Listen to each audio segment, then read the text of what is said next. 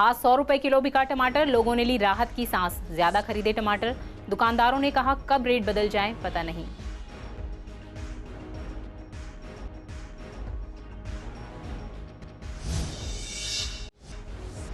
DTC bus driver के साथ मारपीट, अवैध पार्क कार को हटाने के लिए कहने पर मारा। डीटीसी बस चालक ने थाने में दर्ज कराई शिकायत।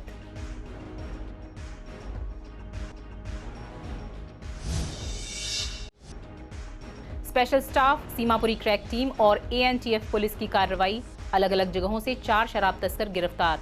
कुल 4392 क्वार्टर शराब और अपराध में इस्तेमाल 2 वाहन जब्त।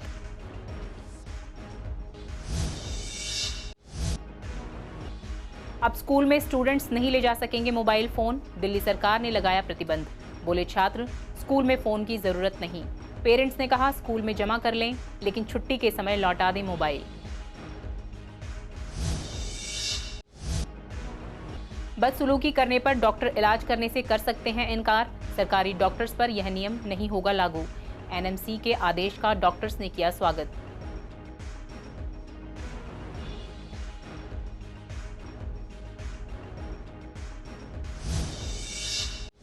नमस्कार, स्वागत है आप सभी का। आप देख रहे हैं पूर्वी दिल्ली खास। मैं हूं पूनम। वक्त हो चला है बुलेटिन का। रुख करते हैं खबरों की ओर। पिछले कई दिनों से सोने के भाव बिक रहे टमाटर ने थोड़ी राहत दी है। 250 रुपए किलो तक बिका टमाटर आज 100 रुपए से 120 रुपए किलो बिका। इससे लोगों ने कुछ चैन की सांस ली। लोगों का कहना है कि आज टमाटर सस्ता है, इसलिए थोड़ा ज्यादा खरीद रहे हैं, क्योंकि कुछ पता नहीं, हो सकता है कल दाम फिर से बढ़ जाएं। ऐसा ही कुछ दुकानदारों का भी मानना है। दुकानदारों ने कहा कि आज टमाटर 100 रुपए किलो हैं, कल कितने में बिकेगा पता नहीं, क्योंकि पिछले कुछ समय से रोजाना ही सब्जियों, खासतौर से टमाटर के दाम में बदलाव हो रहा है। हल्का ले लो 50, 60, 80 जैसा लो। बढ़िया टमाटर है 100 रुपए। संभावना तो है अब सस्ता होने की। अभी तो 2-3 दिन में काफ़ी गिर गया और गिर सकता है। टमाटर तो बिक गया 1-250 तक बिक गया। कल तो 160 का था। हाँ, अब तो 1-1 किलो भी तो सस्ता दिखाता था, 1 किलो भी ले लेते। 100 रुपये किलो। कल से 80 रुपये किया है। कल 80 पे बिका है। कल वो एक 60 बार जवान चले गए, बहुत आ गया मंडी में। अभी और सस्ता होगा टमाटर। अभी दिन तो लगेंगे, कहते बारिश हो गई तो फिर भी महंगा हो जाएगा। 100 रुपये लिए, पहले 180, 200 से कम नहीं। एकदम ही अब 2-4 दिन में, 1-2 दिन में यही हुआ एकदम। हाँ, थोड़ी राहत हुई है, राहत हुई है। तभी 2-2 किलो 3-3 किलो लेके जा रहे हैं। हाँ, ले रहे हैं भर के। मैं तो अभी 2-2-3-3 किलो लेके जा रहे हैं। जहाँ पे टमाटर वाला जाता भाई कितना दिए 2 किलो। मैं खुद 2 किलो लेके गया हूँ घर आज। नहीं, चाह रहे सस्ता तो होना चाहिए ना टमाटर। टमाटर के बिना तो सब्जी स्वाद नहीं बनती। मेन तो चीज़ टमाटर की है। कम से कम 30, 35, 40 रुपये किलो तो होना चाहिए। नहीं, इतनी उम्मीद नहीं है वैसे। मैडम पता नहीं जी, हमें तो पता नहीं चलता। सब्जी कम कर दी हमें तो। जहाँ 4 टमाटर डाले वहाँ 1 या 2 डाले हैं बस। हाँ, कम कर दी। अदरक कम कर दी नाम के लिए। बहुत हाई रेट, पता नहीं इतना। 10 कमा लो, 20 कमा लो, 50-50, 100 रुपये कमा रहे हैं टमाटरों में। मंडी में भाव कम बताते हैं, यहाँ पर डबल। दिक्कत है इतनी नहीं टमाटर में। जैसे कम कर दो, अपने आप कम कर दो, अपने आप सस्ते हो जाएंगे। मैडम बारिश के ऊपर बात है। बारिश होगी तो फसल नुकसान होता है। और कभी हमने सोचा ये 30 रुपये किलो बिक रहा था 1 महीने पहले। 30 रुपये किलो कोई लेता नहीं था। डीटीसी बस ड्राइवर के साथ मारपीट करने का एक मामला सामने आया है। दरअसल पूरा मामला पूर्वी दिल्ली के कड़कड़डुमा कोर्ट के मेट्रो पिलर के नीचे का है, जहां पर सड़कों पर अवैध अतिक्रमण होने की वजह से डीटीसी बस निकलने में काफी परेशानी होती है। गाड़ियां पार्किंग एरिया के बाहर रोड साइड लगी होती हैं। ड्राइवर ने अवैध पार्क ब्रीजा कार को हटाने के लिए कहा तो कार चालक बस में घुसकर डीटीसी बस चालक के साथ मारपीट करने लगा। ड्राइवर का कहना है कि बस निकालने में परेशानी हो रही थी, जिसके बाद ड्राइवर ने कार को हटाने के लिए कहा। कार सवार कार से नीचे उतरकर बस के अंदर आकर मारपीट करने लगा। वहीं बस में सवार यात्रियों का कहना है आए दिन गुंडागर्दी बढ़ती जा रही है। ब्रीजा कार सवार पर कड़ी कार्रवाई होनी चाहिए। यहाँ पर अवैध अतिक्रमण होने की वजह से आए दिन जाम की स्थिति से जूझना पड़ता है। वहीं डीटीसी बस ड्राइवर ने मामले की शिकायत आनंद विहार थाने में दर्ज कराई है। मामले की जांच जारी है। ये हमारा जो है, हम मतलब कड़कड़ मोड़ से हम अंदर लेते हैं फ्लैटों की तरफ। तो यहाँ पे रोज की कहानी है। तो ये गाड़ी वाले गाड़ी नहीं हटाते, टेढ़ी गाड़ी खड़ी करते हैं। मैं जब बहुत दिक्कत होती है। और आज तो हमारे साथ इतना हुआ है कि उस बंदे ने हम पे हाथ तक उठाया। हाँ, उसका भी है। मैं वैसे वीडियो मैंने बनाया उसकी गाड़ी का, DL2FW00। तो उसने बोला क्या, किस वजह से मारपीट? वो ये कह रहा है कि मैं नहीं हटाता, आप मुझे को जानते नहीं हो। मुझे लग रहा है शायद वो एमएलए वगैरह हो या फिर बदमाश हो। ऐसे गरीबों को परेशान करेगा? या तो एमएलए होगा या फिर ऐसे काम करते हैं, अच्छे काम करते हैं। एमएलए ऐसे काम करेंगे तो छोटे लोग वर्कर कैसे काम करेंगे? एमएलए हो चाहे कुछ हो, बख्शा नहीं जाएगा, बिल्कुल भी नहीं। गलत चीज गलत, उसका घर तक बिकना चाहिए। वो क्या, उसको बहुत अपने पैसे पे घमंड है ना, वो हाथ उठाए तो उठाए कैसे उसको। हर कोई गाड़ी वाला रोड में आके सब्जी लेने लग जाता है ना सवारी के लिए रास्ता छोड़ता है, पैदल चलने वाले के लिए, गाड़ी वाले के लिए रास्ता छोड़ता है। उसके बाद ड्राइवर का हाथ उठा रहा, मारने के लिए आ रहा है, अंदर आके भी मारने के आ रहा है। इतनी हिम्मत हो गई है इसकी, इसको बिल्कुल बंद करना चाहिए, इसको कभी छूट नहीं मिलनी चाहिए, इसको फांसी की सजा होनी चाहिए मेरे जैसे। शराब तस्करों पर नकेल कसने के लिए शहादरा डिस्ट्रिक्ट में 3 अलग अलग कार्रवाई में 4 शराब तस्कर गिरफ्तार किए गए। आरोपियों से भारी मात्रा में कुल मिलाकर 4392 क्वार्टर शराब जब्त की गई। अपराध में इस्तेमाल 2 वाहन भी पुलिस ने जब्त किए। कार्रवाई के दौरान शहादरा जिले की स्पेशल स्टाफ टीम ने जीटीबी एनक्लेव थाना इलाके में 2 शराब तस्करों को गिरफ्तार किया। आरोपियों से 24 पेटी यानी 1192 क्वार्टर शराब बरामद की गई। जीटीबी थाना पुलिस ने 31 साल के सुमित कुमार और 22 साल के अभिषेक के खिलाफ केस दर्ज किया। दोनों आरोपी नांगलोई के ही रहने वाले हैं। दूसरी तरफ सीमापुरी थाना पुलिस की क्रैक टीम ने छापा मारकर दिलशाद गार्डन के रहने वाले 25 साल के मोनू नाम के एक शराब तस्कर को गिरफ्तार कर उसके खिलाफ केस दर्ज कर उससे 1400 क्वार्टर शराब बरामद की। वहीं एक अन्य कार्रवाई में शहादरा जिले के एएनटीएफ स्टाफ ने छापा मारकर 22 साल के रोहित नाम के एक शराब तस्कर को गिरफ्तार कर उसकी कार से 36 पेटी यानी 1800 क्वार्टर शराब बरामद की। आरोपियों के खिलाफ सीमापुरी थाना पुलिस ने केस दर्ज किया। तीनों मामलों में आगे की जांच जारी है। वहीं एक अन्य कार्रवाई में शहादरा जिले के एएनटीएफ स्टाफ ने छापा मारकर 22 साल के रोहित नाम के एक शराब तस्कर को गिरफ्तार कर उसकी कार से 36 पेटी यानी 1800 क्वार्टर शराब बरामद की। इन सारे मामलों में संबंधित थानों में केस दर्ज कर पुलिस आगे की जांच कर रही है। दिल्ली सरकार ने सभी स्कूलों के बच्चों के स्कूल में फोन ले जाने पर रोक लगा दी है। दरअसल पिछले काफी समय से बच्चों के स्कूलों में चोरी छिपे मोबाइल चलाने के केस सामने आ रहे थे। वहीं जब हमने इस मुद्दे पर स्टूडेंट से बात की तो उनका कहना है कि स्कूल में फ़ोन की कोई ज़रूरत नहीं है क्योंकि फ़ोन का मिसयूज़ होता है। साथ ही स्कूलों में पढ़ाई करने आते हैं तो मोबाइल की कोई ज़रूरत नहीं। वहीं पेरेंट्स मानते हैं कि बच्चों को फ़ोन देना यूँ तो ठीक नहीं है, लेकिन जिन बच्चों को ज़रूरत है या जिनका घर दूर है उन्हें फ़ोन दिया जाए, लेकिन क्लास के टाइम में फ़ोन को जमा करें और छुट्टी के समय स्टूडेंट्स को फ़ोन वापस लौटा दिए जाएँ। पढ़ाई में दिल लगाना तो मुश्किल हो जाएगा ना, फिर तो ये है ना। फ़ोन वैसे मेरे हिसाब से तो अलाउ नहीं होना चाहिए क्योंकि जैसे इमरजेंसी पड़ेगी तो टीचर्स के पास फ़ोन होते हैं, आप कॉल कर सकते हैं। ऐसे तो है नहीं कि सुविधा नहीं है, सुविधा पूरी है, तो फिर किस चीज़ के लिए फ़ोन चाहिए। हाँ जी, और उससे तो पढ़ाई डिस्टर्ब ही होगी। जैसे सीरियसली फ़ोनों से आप समझते हैं कि आजकल पढ़ाई वैसे डिस्टर्ब है और स्कूलों में भी फ़ोन होंगे तो फिर और ज़्यादा डिस्टर्ब होगी। तो इससे अच्छा है कि कम से कम फ़ोन तो नहीं होना चाहिए। फ़ोन की बात करें तो देखो आजकल फ़ोन लोगों की और बच्चों की भी नीड है। पेरेंट्स को बच्चों की चिंता उतनी रहती है जितनी स्कूल वालों को रहती है।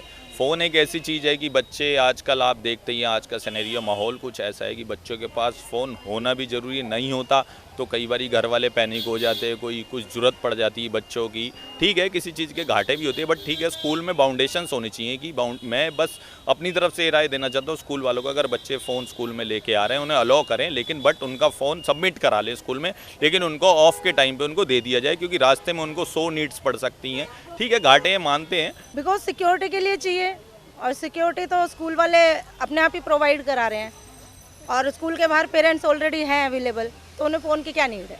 मिसयूज़, आजकल सोशल ऐप इतनी चल रही हैं, बच्चे काम पे कम और इस पे ज़्यादा ध्यान देते हैं, तो आई थिंक मेरे हिसाब से नहीं होना चाहिए। नहीं, अभी मेरे पास अपना कोई पर्सनल फ़ोन नहीं, मैं घर वालों का यूज़ कर लेता हूँ। हमें काम क्या होता है, जब होमवर्क चेक करना होता है या जब हम स्कूल नहीं जाते तब हमें पड़ती है ज़रूरत, वैसे हमें कोई ज़रूरत नहीं है। नहीं, हमारे स्कूल में स्मार्ट बोर्ड्स हैं तो हमें रिक्वायरमेंट बिल्कुल भी नहीं होती कि हम फ़ोन लेकर जाएं। पहले मैंने देखा है, कुछ बहुत टाइम पहले की बात है, मेरे सीनियर्स भैया ने एक बार यूज़ करते हुए मैंने देख लिया था, उन्होंने मेरे को समझाया, मैंने बोला नहीं, बट उस टाइम पे भैया ने यूज़ करा था, गेम खेल लेते वो। लाइक फ़ोन की ऐसे नीड नहीं होती, बट जिनको अपने आप घर जाना होता है तो वो फ़ोन लाते हैं, बट ये है कि स्कूल के नॉर्म्स फॉलो नहीं करके वो फिर भी फ़ोन ले आते हैं। नहीं, बट स्कूल ये कहते हैं कि अगर आपको अर्जेंट है तो नोट ले आओ। फ़ोन सभी बच्चों के पास होना चाहिए, बट ये भी है कि अगर एक चीज़ की एडवांटेज है तो साथ के साथ डिसएडवांटेज भी है। बिल्कुल सही फैसला है, बट ये भी है कि ये होना चाहिए कि कुछ में लिबरल भी होना चाहिए कि अगर किसी को इमरजेंसी है तो वो ला सकता है। नहीं, स्कूल में फ़ोन होने नहीं चाहिए, प्रिंसिपल्स है ही नहीं, एक हायरार्की सेट होती है।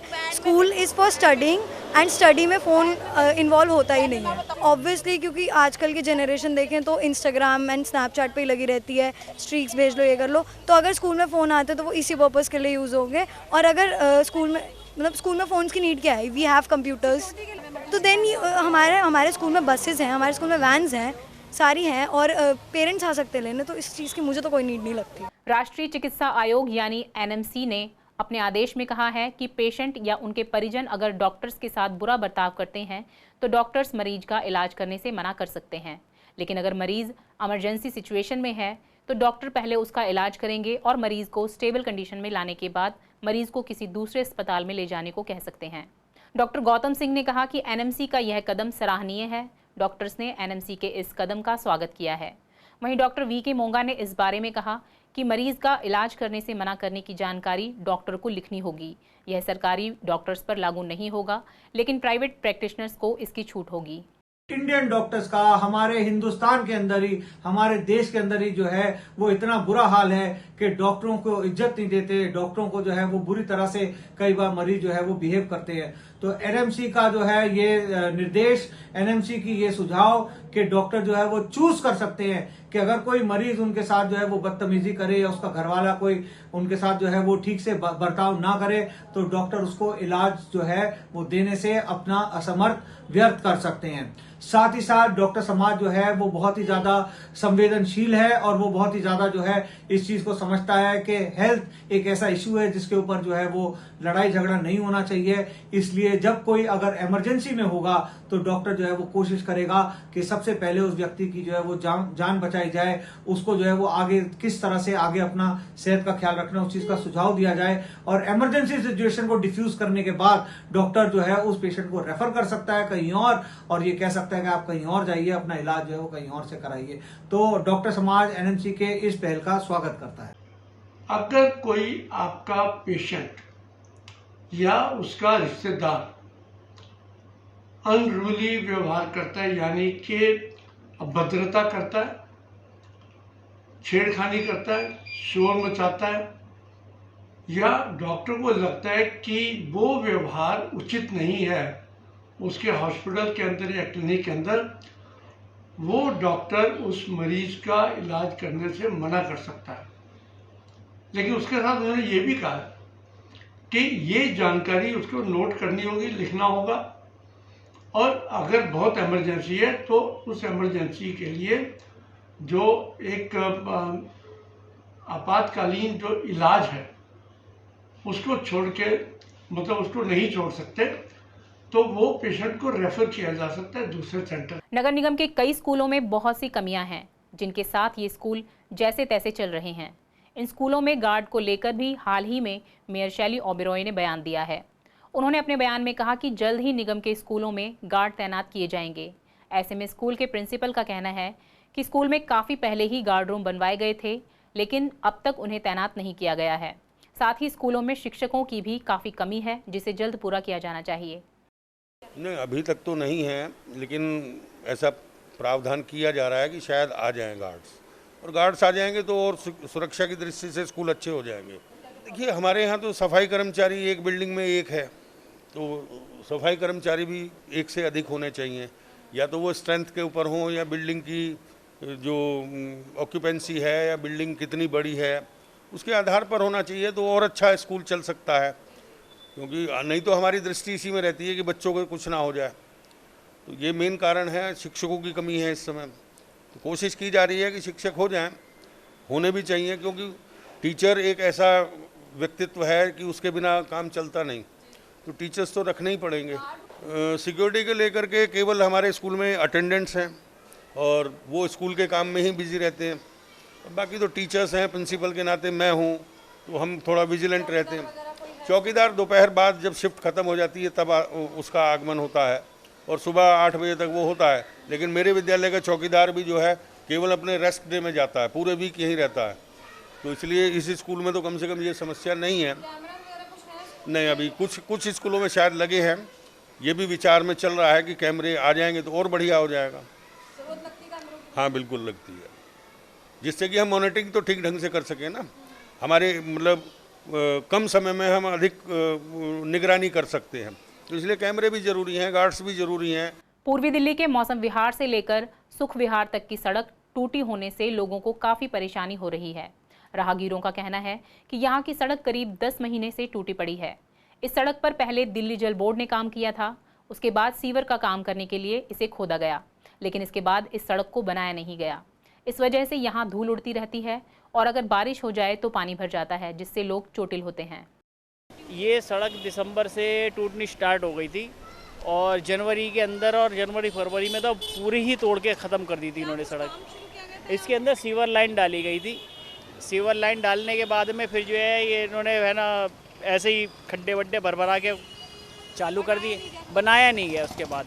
फिर उसके बाद में अभी ये जो है आपके ये बैक साइड में यहाँ पे पानी की पाइपलाइन टूट गई थी उसके अंदर, तो फिर जो है उसकी पानी की पाइपलाइन जोड़ने में भी उन्होंने महीना भर लगा दिया कम से कम, लेकिन सड़क नहीं बनी है। प्रॉब्लम होती है प्रॉब्लम, कई गाड़ियाँ यहाँ फंस जाती हैं दिन में जब स्कूल का टाइमिंग होता है, तो प्रॉब्लम होती है बच्चों को और ट्रैफिक ज़्यादा जाम हो जाता है।